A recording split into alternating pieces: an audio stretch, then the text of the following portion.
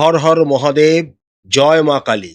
রাশি অধিপতি মঙ্গলের রুচক রাজযোগ, বৃহস্পতির হামসা যোগ কেমন যাবে মেষ রাশি ও মেষ লগ্নের জাতক জাতিকাদের আগামী জুন মাসটি, সেই সম্পর্কেই আমরা আজকে এই ভিডিওটিতে বিস্তারিত আলোচনা করব। আলোচনাটি খুবই গুরুত্বপূর্ণ হবে, তাই আশা করব আপনারা পুরো ভিডিওটি দেখবেন, স্কিপ করবেন না। প্রথমেই দেখে নেওয়া যাক ও ব্যবসার দিকটা। আপনাদের রাশি অধিপতি মঙ্গল জুন মাসের শুরুতেই আপনাদের রাশিতেই অবস্থান করবেন, যা হলো রুচক রাজযোগ, এবং 2রা জুনের পর বৃহস্পতিও আপনাদের চতুর্থ ভাবে গোচর করে যাবেন, যা পঞ্চমহাপুরুষ রাজযোগের আরেকটি রাজযোগ, হামসা রাজযোগ আপনাদের রাশি ও লগ্নের সাপেক্ষে তৈরি হবে, যেটি একটি খুবই শুভ দিক। এবং জ্যোতিষশাস্ত্র অনুসারে এই দুইটি যোগই হলো খুবই শক্তিশালী যোগ। রাশিতে মঙ্গলের অবস্থানের জন্য আপনারা যারা প্রশাসনিক পদে কর্মরত রয়েছেন বা কোনো রকম প্রাইভেট কোম্পানিতে সিইও, এমডি বা কোনো রকম ম্যানেজার পোস্টে কর্মরত রয়েছেন, তাদের জন্য সময়টা কিন্তু দুর্দান্ত হতে চলেছে।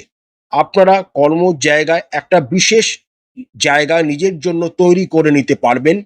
তার উপর বড় ধরনের কোনো এই সময় আপনাদের হবার সম্ভাবনা কিন্তু দেখা যাচ্ছে। 2 জুন থেকে বৃহস্পতি যখন আপনাদের চতুর্থ ভাবে গোচর করে যাবেন এবং তার সপ্তম দৃষ্টি আপনাদের দশম ভাব মকর রাশিকে প্রভাবিত করতে শুরু করবেন, সুতরাং কর্মক্ষেত্রে আপনাদের জন্য কিন্তু এক দারুণ সময় আগামী জুন মাসে নিয়ে আসতে চলেছে। কর্মে আপনারা দারুণ প্রতিষ্ঠা করবেন, এমনকি বড় ধরনের কোনো প্রশাসনিক পদও লাভ করতে পারেন। তার সাথে বড় ধরনের কোনো পে স্কেল বা বেতন বৃদ্ধিও আপনাদের জন্য হওয়ার সম্ভাবনা কিন্তু দেখা যাচ্ছে। কিন্তু খালি একটি জিনিস খেয়াল রাখবেন, যেহেতু আপনাদের দশম ভাবের অধিপতি শনি দ্বাদশ ভাবে অবস্থান করছেন, তাই আপনাদের কর্মে মাঝে মাঝে কিন্তু কিছু ভ্রমণে বা কোনো জায়গায় যাতায়াত করতে হতে পারে। তবে যারা নিজেদের জন্মস্থান থেকে দূরে কর্মরত রয়েছেন, তাদের জন্য সময়টা আরো ভালো হতে চলেছে। যে সমস্ত মেষ রাশি ও মেষ লগ্নের জাতক জাতিকারা ব্যবসার সাথে যুক্ত রয়েছেন, তাদের জন্য আগামী জুন মাসটি যথেষ্ট ভালো। আপনাদের রাশি অধিপতি মঙ্গল 20 জুন পর্যন্ত রাশিতেই অবস্থান করবেন এবং তার সপ্তম দৃষ্টি দ্বারা আপনাদের সপ্তম ভাব তুলা রাশিকে প্রভাবিত করবেন। ভাবের অধিপতি শুক্র জুন মাসের প্রথমার্ধে আপনাদের তৃতীয় ভাবে বুধ যুক্ত অবস্থায় গোচর করবেন, অর্থাৎ যারা নেটওয়ার্কিং, কমিউনিকেশন, ট্রান্সপোর্ট ইত্যাদি ব্যবসার সাথে যুক্ত রয়েছেন, তাদের জন্য সময়টা খুবই ভালো। এরপর 9 জুনের থেকে শুক্র যখন আপনাদের চতুর্থ ভাবে গোচর করে যাবেন এবং বৃহস্পতির সাথে যুক্ত হবেন, তখন যারা রিয়েল এস্টেট, জমি জমা সংক্রান্ত ইত্যাদি ব্যবসার সাথে যুক্ত আছেন, তাদেরও সময়টা ভালো হতে শুরু করবে। অর্থাৎ আগামী জুন মাসটি মেষ রাশি ও মেষ লগ্নের জাতক জাতিকারা যারা ব্যবসা করুন বা কোনো চাকরিতেই যুক্ত থাকুন না কেন, সবাইকারই যথেষ্ট ভালো হতে যাচ্ছে। এবার দেখে নেওয়া যাক অর্থনৈতিক দিকটা জুন মাসে আপনাদের কেমন হতে চলেছে। আপনাদের রাশি ও লগ্নের সাপেক্ষে একাদশ ভাবের অধিপতি হলেন শনিদেব। তিনি বর্তমানে আপনাদের দ্বাদশ ভাবে অবস্থান করছেন। যারা বিদেশি কোনো মুদ্রা লেনদেনের সাথে কর্মের সাথে যুক্ত রয়েছেন, তাদের জন্য সময়টা ভালো। বিদেশি অর্থ রোজগারের জন্য সময়টা খুব ভালো। এছাড়া যারা এক্সপোর্ট ইম্পোর্ট ব্যবসার সাথে যুক্ত রয়েছেন, তাদের জন্য অর্থনৈতিক উন্নতি কিন্তু হবে। একাদশ ভাবে রাহু থাকার জন্য আপনাদের অর্থ যেটা আসার কথা সেটা কিন্তু আসবে, কিন্তু দ্বাদশ ভাবে শনি, যিনি একাদশ ভাবের অধিপতি হয়ে অবস্থানের জন্য এবং সাড়ে সাতির প্রথম পর্যায় শুরু হওয়ার জন্য আপনাদের কিন্তু ব্যয়ও বাড়বে। দ্বিতীয়ভাবে রবি 16 জুন পর্যন্ত অবস্থান করবেন এবং যেটি হলো আপনাদের পঞ্চম ভাবের অধিপতি। এই সময় আপনারা শেয়ার মার্কেট থেকে রোজগার করতেও সক্ষম হবেন। দ্বিতীয় পতি শুক্র 8 জুন পর্যন্ত আপনাদের তৃতীয় ভাবে এবং তারপর 9 জুন থেকে আপনাদের চতুর্থ ভাবে বৃহস্পতি যুক্ত অবস্থায় গোচর করবেন। অর্থাৎ জমি জমা সংক্রান্ত বিষয় আপনারা লাভবান হতে পারেন বা জমি জমা সংক্রান্ত কোনো ব্যবসা বা কর্ম থেকে আপনাদের অর্থ বৃদ্ধি হওয়ার সম্ভাবনা দেখা যাচ্ছে। 2রা জুন থেকে যখন বৃহস্পতি আপনাদের চতুর্থ ঘরে এক্সল্টেড অবস্থায় গোচর করে যাবেন এবং তার নবম দৃষ্টি আপনাদের দ্বাদশ ভাবকে প্রভাবিত করবে, এবং যেহেতু দ্বাদশ ভাব মীন রাশি বৃহস্পতিরই অধীনস্থ, তাই আপনাদের ব্যয় কিছুটা কিন্তু কমবে।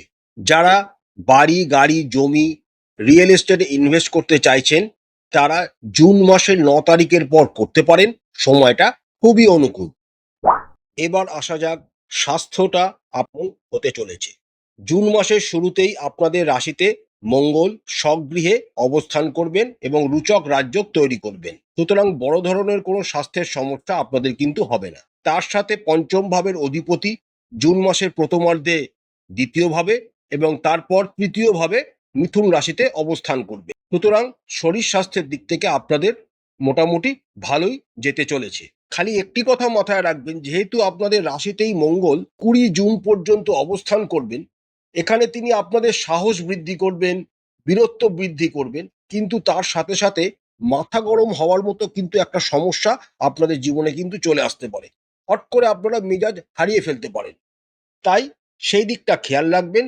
আদারওয়াইজ আপনাদের শরীর স্বাস্থ্য আগামী জুন মাসে সব দিক থেকে ভালোই থাকবে।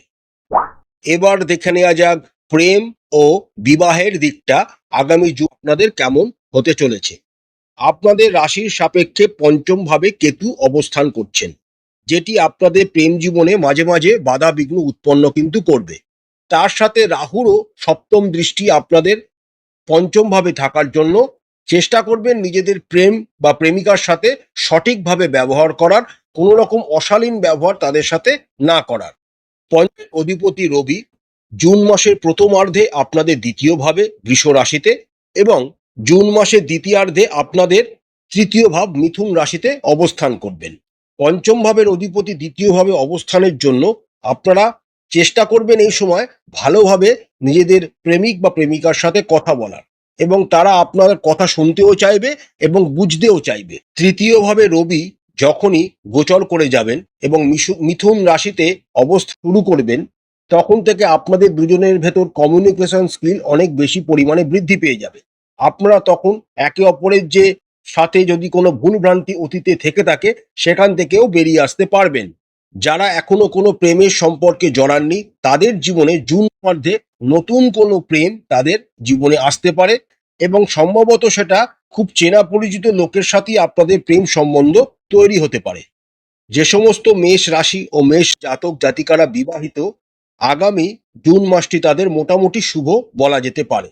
সপ্তম ভাবের অধিপতি শুক্র 8ই জুন পর্যন্ত আপনাদের তৃতীয় ভাবে মিথুন রাশিতে অবস্থান করবেন। এর ফলে আপনাদের জীবন সঙ্গীর সাথে কমিউনিকেশন অনেকাংশে বৃদ্ধি পাবে এবং জীবন সঙ্গীর সাথে ছোটখাটো কোনো দূরত্বের ভ্রমণে আপনারা এই সময় যেতেও পারেন।